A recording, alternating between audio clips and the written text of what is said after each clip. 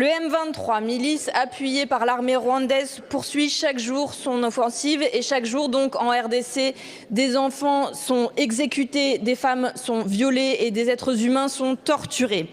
Le pillage du Congo l'a transformé en cimetière. La Commission européenne, complice, a signé l'an dernier un accord pour faciliter l'importation de minerais rwandais. Mais la majorité de ce minerai, Monsieur le Premier ministre, elle vient de l'Est du pays voisin. Le coltan, l'étain, le cobalt, le tungstène, tous ces minerais ont l'odeur du sang. Il faut un embargo pour que cessent les dividendes de la mort et pour que cessent les aventures criminelles de Total et des autres multinationales engagées là-bas. Aujourd'hui, je salue les artistes qui sont mobilisés avec Solidarité Congo. Je salue aussi les citoyens, les supporters qui refusent que se poursuive le partenariat entre le Paris Saint-Germain et le Rwanda, alors qu'il s'est affiché encore hier soir sur toutes les télévisions du monde. Mais la réaction de la France, elle, n'est pas à la hauteur. Les condamnations que vous faites par voie de communiqué aujourd'hui ne suffisent plus et nous voulons rappeler cette évidence. L'action de notre pays en faveur de la paix et du droit international ne doit pas être à géométrie variable.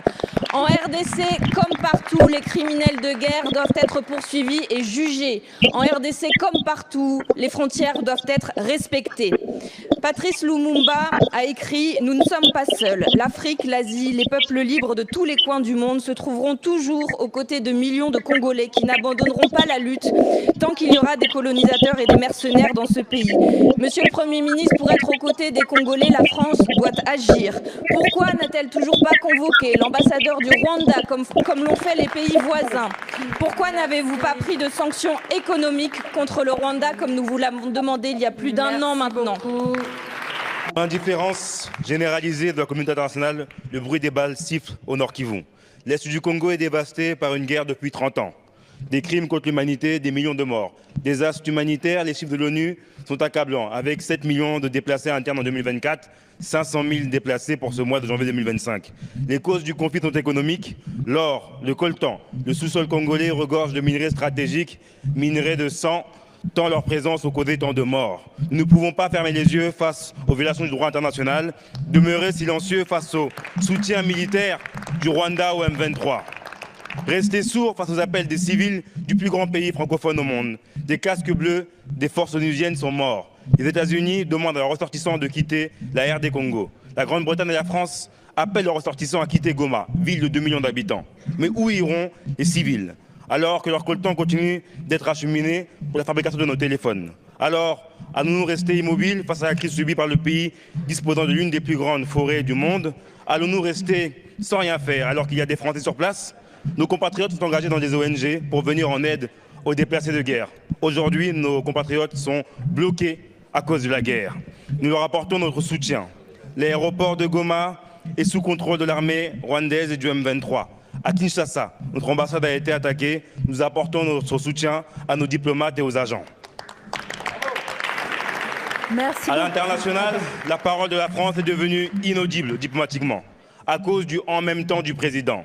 En mars 2023, Macron, bière à la main à Kinshasa, fait la fête et timidement pour parler de ce qui se passe à l'est du Congo. En 2024, le président Emmanuel Macron, encore une fois, encense Paul Kagame et parle de francophonie pour une médiation et de paix.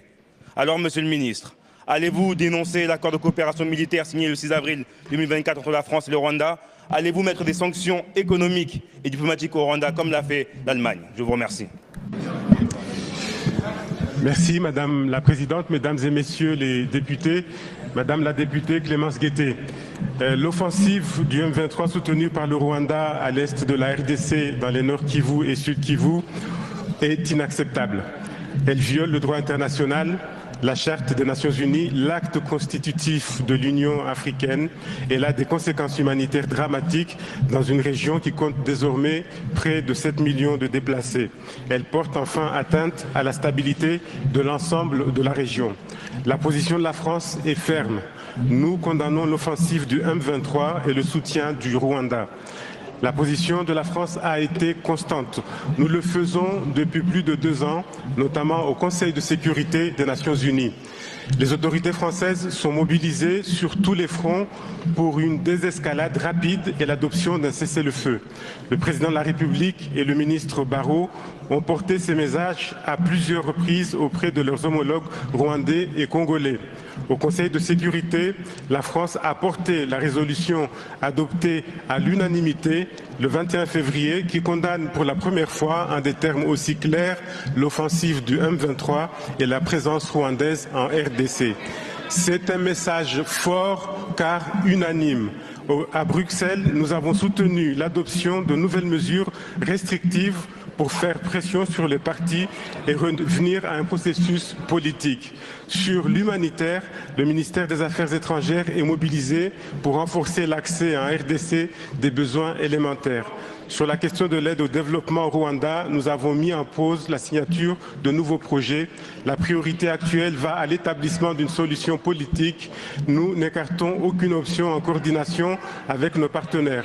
La solution à ce conflit ne peut être militaire, elle doit être diplomatique et la France apporte son plein soutien aux processus régionaux de médiation en vue d'un cessez-le-feu, d'une reprise du dialogue politique. Merci, Monsieur le Ministre.